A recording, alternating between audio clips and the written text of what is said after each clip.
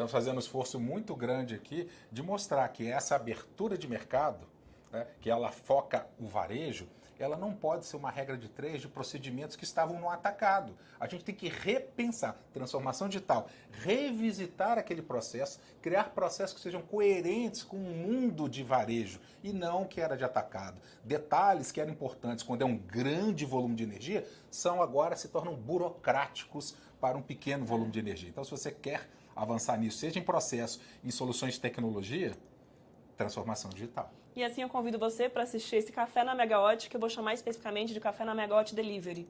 Aqui na CCE. Isso aí. Agradeço o seu tempo, a sua agenda. Bom, o cenário está diferente, mas esse é um Café na Megawatt com um convidado muito especial, o conselheiro da CCE, Marco Delgado. Tudo bem, Marco? Tudo bem, Larissa. Satisfação estar com vocês aqui na nossa sala de ideação, que é uma das nossas iniciativas aqui da CCE, de trazer um ambiente funcional, né, para o pensamento de incrementos, de inovação, da transformação digital. Isso faz parte do aspecto cultural, ter um ambiente acolhedor para a troca de experiência. Então é nesse lugar aqui que a gente está encontrando vocês aí para essa conversa. Já tomei meu café, e o cenário realmente é acolhedor para o tema que a gente vai falar, né? 25 anos de CCE e um livro sendo lançado junto. Né, nessa data festiva. Quer dizer, já foram os 25 anos, né, a data em específico, mas acho que marca um ano todo dessa conversa, né, sobre a relevância, a importância da CCE no mercado de energia, e especificamente o livro que é um projeto e uma iniciativa que partiu muito da sua atenção, né, Marco? Sim. Nós temos um trabalho aqui, nós criamos um plano, né, de transformação digital.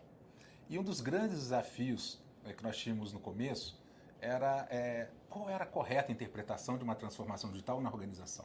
O senso comum, Larissa, sempre vai pensar alguma coisa do smartphone, a última tecnologia, né?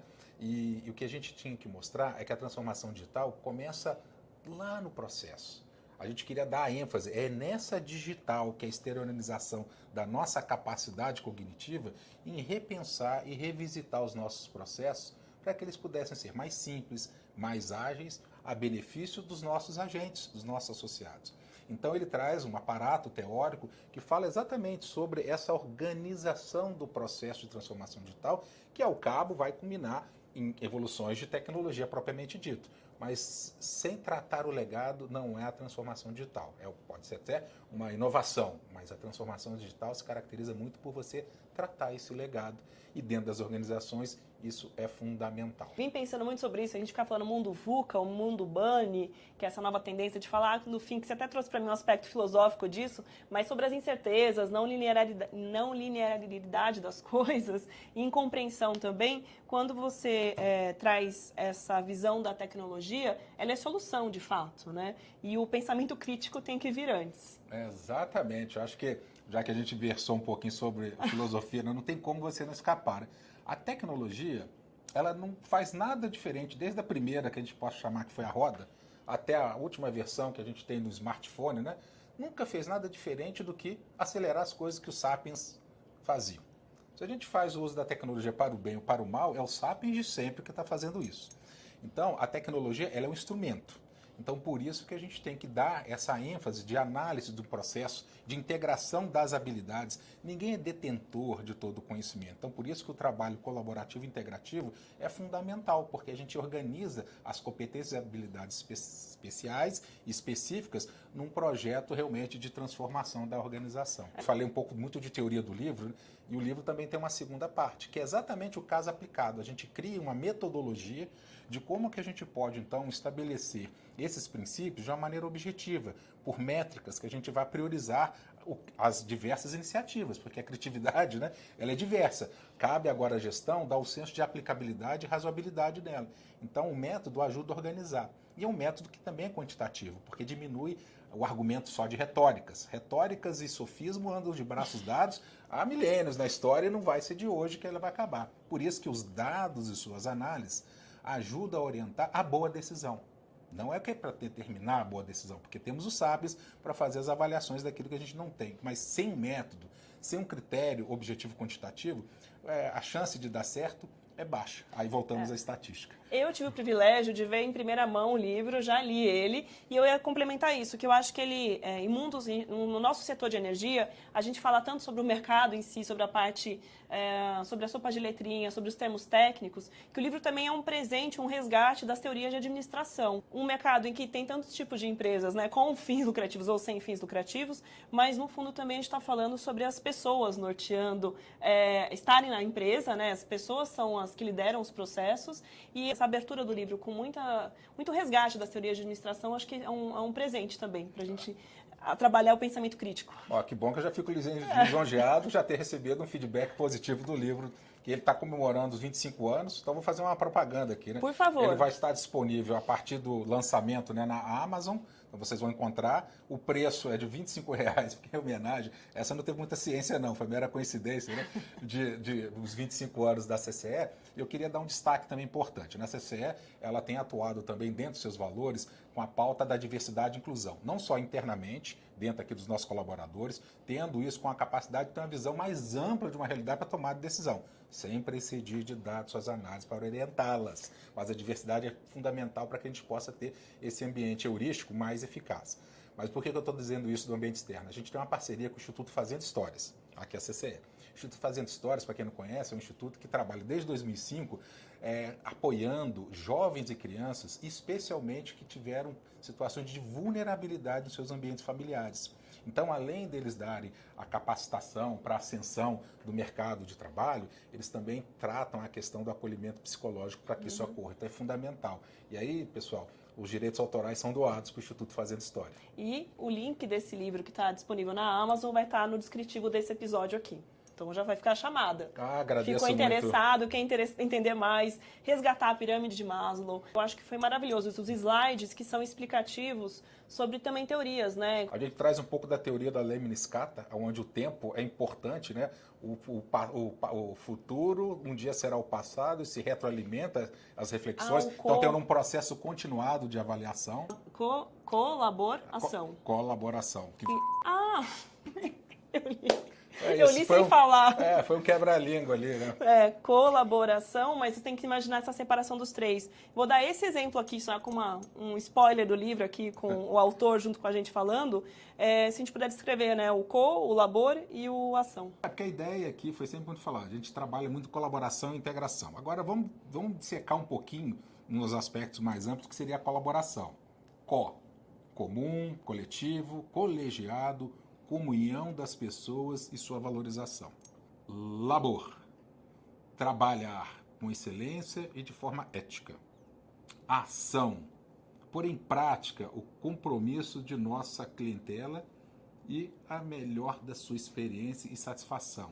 Colaboração, leia-se colaboração. Muito bem. Enquanto você ouve a gente, você vai estar com esse quadrinho aí de uma forma também prática de comunicar as pessoas, né? Quando você usa também a teoria e esse respeito à comunicação interna, que parte da iniciativa mostra muito essa intenção na própria CCE, né? É isso mesmo, Larissa. Acho que você pegou bem a essência. Você acompanha já os nossos trabalhos, né? Sim. E o nosso esforço, assim, nessa direção, né? Nesse objetivo de trabalhar de maneira integral. Afinal de contas, a CCE é uma organização sem fins lucrativos. Ela existe para agregar valor ao mercado e que a sociedade se beneficie dos efeitos de um mercado de energia competitivo, eficiente, sustentável e responsável. E aí o território todo que está envolvendo o livro, explicitando isso. Para a gente fechar, também queria trazer uma parte concreta que a gente estava aqui nos bastidores, eu estava falando sobre esse resgate seu acadêmico para o livro. E eu acho que é uma contribuição muito forte. Nem todas as empresas têm o luxo de ter também pessoas com bagagem estatística para produzir um próprio artigo. Então o livro também ele fecha também com um apêndice, que não está dentro da iniciativa como um todo, mas eu gostei muito do exemplo, como falei, que traz materialidade um pouco para os dados, né, à frente das decisões. Larissa, acho que você pegou um ponto muito importante, que é muitas vezes dito, né, que nós temos que ter as organizações orientadas a dados, temos Big Data, Lake Data, etc, etc. Mas o que você faz com esses dados? Como é que você tem que tirar a informação para orientar a boa decisão? Então, os métodos, entre eles o estatístico, eles facilitam isso. Então, a gente teve essa experiência que você gostou, né?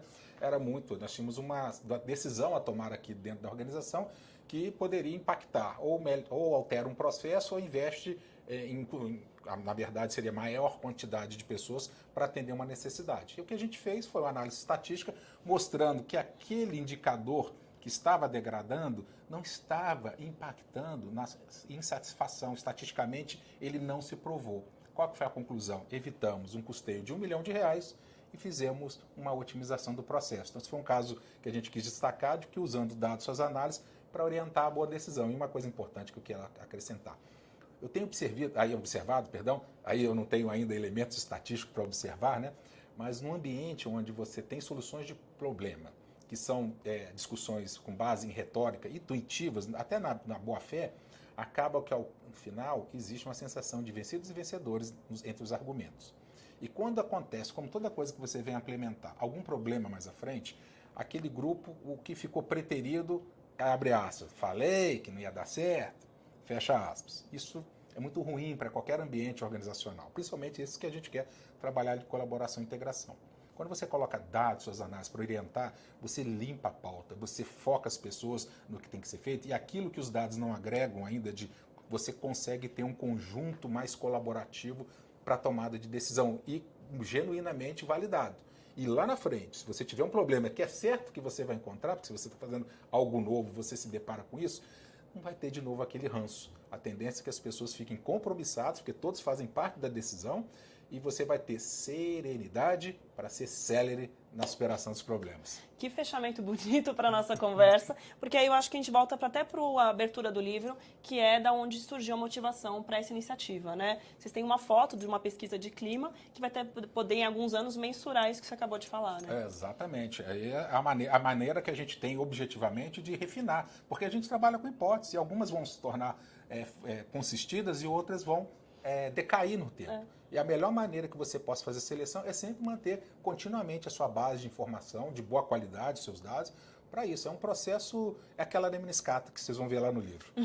A transformação digital, então, ela parte justamente disso, dessa preocupação da visão como área empresa ou as próprias áreas, né? É isso mesmo. E para a gente fechar também, acho que teve esse livro, no final das contas, que aí também vai para uma expertise minha, ele tem uma sensibilidade com a questão da comunicação.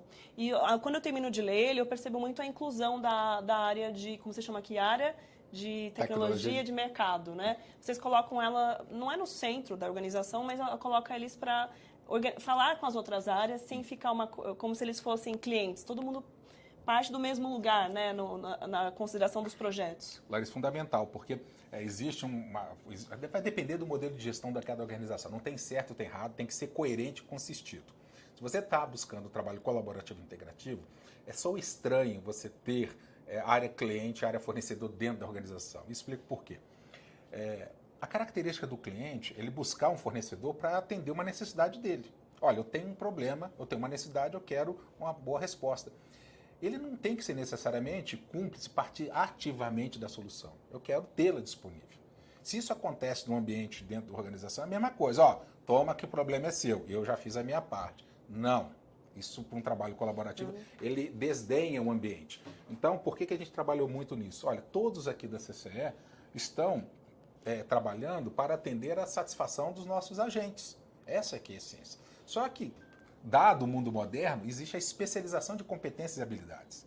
Então, nós somos especialistas na área de mercado, aplicado, regras de mercado, especialistas de desenvolvimento de código de programação, especialistas da área econômica e financeira. Então, todos eles trabalham com a característica de desenvolver soluções para os nossos agentes. E aí são um trabalho de equipe. Um trabalho de equipe e não de fornecedores e clientes. Isso, para o egrego da nossa organização, enobrece e dá cada vez mais senso de propósito, porque todos agora fazem parte da solução da evolução. Em um ano que a gente está falando muito sobre a abertura do mercado livre de energia para alta tensão, que implica em todas as empresas do setor, as que estão entrando no varejo, organizando seus processos, fica o convite, que eu acho que é um material muito importante para todo mundo também processar e repensar os processos das empresas, né? Então fica o convite para você ler a descrição aqui embaixo do episódio. Também, se você gostou, compartilha aí com seu colega do setor de energia e para outros pensantes, admiradores de teorias de administração e também tecnologia. O livro é Transformação Digital em Organizações Orientadas pelo Engajamento e autor Marco Delgado. Muito obrigado, Obrigada. Larissa. É sempre muito prazeroso ter a conversa com vocês. Gosto muito do trabalho que vocês conseguem transformar a temática árida e ácida do setor num instrumento efetivo de comunicação. Parabenizo aí vocês. Continuem nessa trilhada de sucesso. Conte conosco. Obrigada. Até a próxima, pessoal.